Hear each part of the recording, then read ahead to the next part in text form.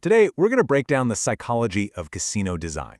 We're going to look at 5 very specific, very intentional techniques that these places use to mess with your brain and keep you playing, often way longer than you planned. So let's dive right in. Really think about it for a second.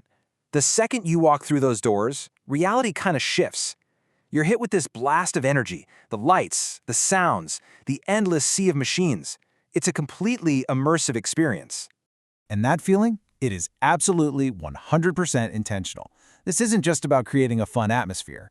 Every single detail, from the floor to the ceiling, is part of a carefully engineered psychological toolkit designed to keep you right where you are, stimulated and engaged for as long as possible. Okay, so the very first trick hits you the moment you walk in. We're talking about the architecture itself. It's been engineered to subtly guide your behavior before you've even placed a single bet. Let's break this down. First off, those maze-like layouts, they're built that way on purpose to disorient you. It makes it just a little bit harder to find the exit, so you end up wandering past more and more games. And those loud, kind of crazy carpet patterns, they're not a design flaw. They're meant to be stimulating, to keep your eyes looking up at the machines, not down at your feet. The pathways are almost always curved because designers know that people are less likely to make a sharp turn to leave. And finally, the chairs are engineered for maximum comfort, so you can just sit there for hours on end without even thinking about getting up.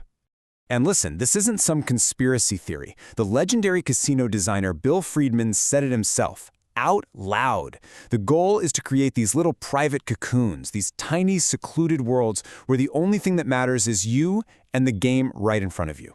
So now that you're comfortably lost inside the maze, the next objective is to make you completely forget about the world you left behind. This is probably the most famous trick in the book, but man, is it effective. By getting rid of any and all external time cues, no clocks on the walls, no windows to see if it's day or night, they completely distort your perception of time. Without those reference points, hours can literally melt away and feel just like minutes. And the psychological end goal here is to get you into what researchers call the machine zone. It's this almost trance-like state where all the pressures of the outside world, your job, your responsibilities, everything, just fade into the background. And for a lot of people in that zone, the objective actually shifts. It's not about winning money anymore. It's just about staying in that state, to keep the game going. All right, so you're wandering the maze, you have no idea what time it is. The third trick is basically an all-out assault on your senses, designed to keep you stimulated and, frankly, to lower your inhibitions. You know that music that's always playing? It's not just background noise. It's a precision instrument. Research shows that if they play slow, relaxing music, people tend to play for longer. But if the casino wants to kick things into high gear, they'll switch to faster, high-tempo music. And what happens? People start placing bets faster, with a lot less thought. And it's not just what you hear, it's what you smell. In one incredible study, people gambled a staggering 45% more money in areas of a casino that had pleasant, specially designed scents pumped through the air vents. It creates this comfortable, almost euphoric feeling that your brain just loves. And finally, that constant symphony of flashing lights and ringing bells, it's not just for show. Scientific research has actually found that these reward cues, the sound of a jackpot, the flashing lights, actively encourage your brain to make riskier decisions. They push you to keep going, even right after a loss. Now, this next trick is one of the most powerful and maybe one of the most devious psychological tools they have. This is especially true when we're talking about slot machines. It's a concept called losses disguised as wins. Here's how it works. Imagine you bet $1 on a spin, and the machine pays you back 50 cents. Now, objectively, you've lost 50 cents. But the machine celebrates. It flashes the same lights. It plays the same winning sounds as if you'd hit a real jackpot. So your brain gets a little hit of reinforcement. It feels like you're making progress, even though you are consistently losing money. And again, this is completely intentional.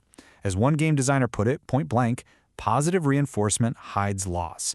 The entire strategy is to mask the financial reality of what's happening, making you feel like you're winning, or at least getting really close, way more often than you actually are. The final trick really ties all of this together. It's about how casinos have mastered the art of abstracting the very idea of money just to get you to spend more of it. The process is so simple, but it's incredibly effective. You start with actual cash, right? A $20 bill from your wallet. You put it in a machine, and poof, It's gone. It's immediately converted into these abstract things, digital credits on a screen or a stack of colorful plastic chips. From that moment on, you're not betting with money. You're betting with what feels like game points, and that disconnects you from the real-world value of what's at stake. See? Psychologically, it actually hurts a little to hand over physical cash. We feel that loss. But watching a number go down on a screen or pushing a plastic chip forward, that pain of losing is significantly reduced. It just makes it so much easier to bet more, and for longer, until the very end when you finally cash out and the cold, hard reality of the loss hits you. So let's just do a quick recap. We've got the maze-like architecture to keep you inside. They take away the clocks and windows to make you lose track of time. They overload your senses to encourage you to take bigger risks. They engineer those near misses on machines to make losing feel like winning. And finally, they turn your real cash into an abstract illusion. The house doesn't just win because the odds are in their favor. It wins because it designs the entire environment to play against our own brains. So once you understand this design, once you see the game being played on your mind, not just on the table, that changes things, doesn't it?